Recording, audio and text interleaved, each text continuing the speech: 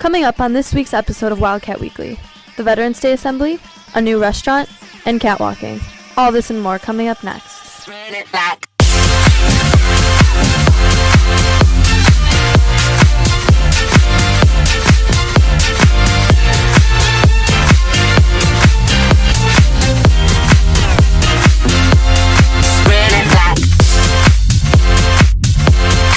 Visualize it. I'll give it something to do.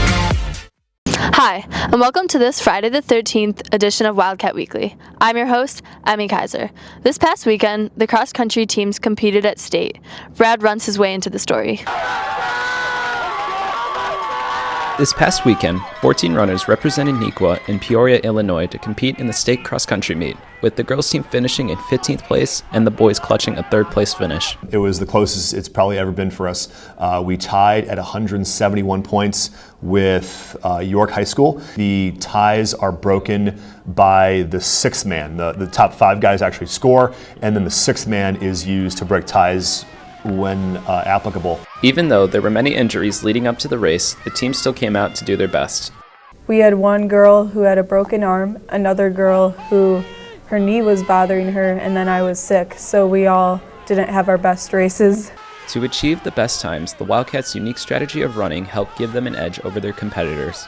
The guys run together through 1.5, 2 miles, and then they break and just tear after the race in the second mile. So yeah, the pack running is what we do very well. While running at state is a great opportunity, there's always a mix of emotions that runners may go through. Running at state is a lot of fun. There's so much energy in the crowd, and everybody's just so motivating, and it's just a great environment to be in. There's a lot of nerves going into it, but having run there last year, I felt a lot more prepared for what I was going to encounter this year. So you have to try and treat it like any other meet, but at the same time, you know that it's a bigger deal than anything we've done. Congratulations to the boys and girls cross-country teams for competing and placing in the state meet. And for Wildcat Weekly, I'm Brad Hagerman. A very important ceremony has been held at Neuqua for years now. Ashley and Valentina have more details on this story.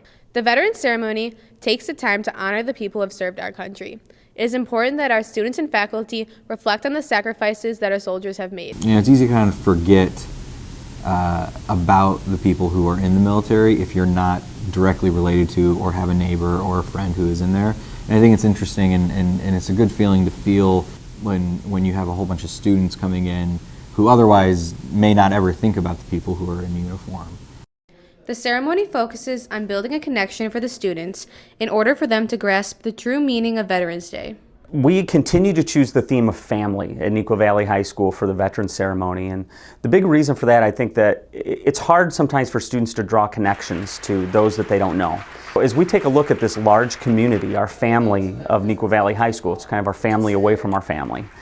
We have so many ties, and this is, I think, a chance for our students to see that and to connect in a different way than they would if we were to just bring a stranger up that they don't know and to discuss, service to our country.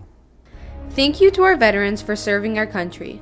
And for Wildcat Weekly, along with Valentina Navarro, I'm Ashley Reuter. Many of you may not know the history behind Friday the 13th. Jaslyn and Christian creep into the story. Today is no ordinary day, because today is Friday the 13th.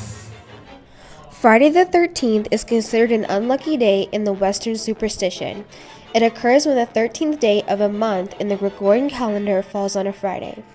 While many do not take this day seriously, some over the centuries have established why they should. In the Christian tradition, with the Last Supper, there were 12 disciples and Jesus would be 13, and then the 13th, Judas betrayed Jesus. Some, even in the Hindu culture, having a group of 13 people together is considered not a good thing. The number 12 has always been seen as sort of the perfect number. To use a biblical example, from the Christian perspective, Christ had 12 disciples, the 12 tribes of Israel. 13 has always been seen as kind of this unnecessary number, like one too many. Even though these superstitions were thought of decades ago, some still take precautions in the modern world. I throw some salt over my shoulder. I try to look both ways before I cross the street. We do have a tradition in our family of having one cat that is white and one cat that is black. And tragically, they did pass away last year, Murray and Maddie, and it just so happened it was Friday the 13th. Watch out, Wildcats, and for Wildcat Weekly, along with Christian Harder, I'm Jaslyn Nanawa. A new restaurant has opened up down the street from Neuqua. Bailey and Julia have the details. McAllisters Deli is a restaurant that originated in the South and offers a wide variety on their menu. McAllister really concentrates on American classics. We've got over 35 different sandwiches that we make. We have soups, we have salads. We like to think of a little something for everything. Even though the menu has a large variety, they do have a few signature items. Sweet tea, that's kind of their signature item, and McAllister's Club. With so many restaurants in Naperville, McAllisters Deli is different because of their southern hospitality. Our kind of philosophy is a little something extra. So when you come here, you're going to get a little something extra, be it additional service. We want to go above and beyond as far as service. Your food, you're going to see that, compared to other places, McAllister's is going to give you plenty of food on your plate also. So we want to be generous, always give you a little something extra, and we want you to really walk out with a smile. So come check out McAllisters Deli on 95th and 59th Street. And for Wildcat Weekly, along with Julia Hart, I'm Bailey Nevins. Allie hits the halls to find out our fellow Wildcats' Friday the 13th superstitions in this edition of Catwalking. The number 13 is supposedly the worst and most unlucky number of all time, especially when combined with Friday. Superstitions have been passed down and made new every Friday the 13th. What are your superstitions, Wildcats? I actually have no superstitions. It's bad luck if you wake up randomly during the night at between 3 and 4 in the morning. I have to put the left and right sock on the right feet or else it's bad luck. If your address got the 444 or the 10, means you will die. My biggest superstition is when I see black cats because they remind me of death. My biggest fear would certainly be triskaidekaphobia, which for those not in the know is the fear of the number 13. It's bad luck to not enter and exit through the same door. My superstition is not forwarding the group message text. When I get them, I gotta forward them out so nothing bad happens to me, like bad luck for 10 years. I have to have 2 cups of coffee before every game with a double shot of espresso. And the day of a game, if I see any money at all on the ground, regardless if it's a penny or anything else, I have to pick it up, otherwise we lose.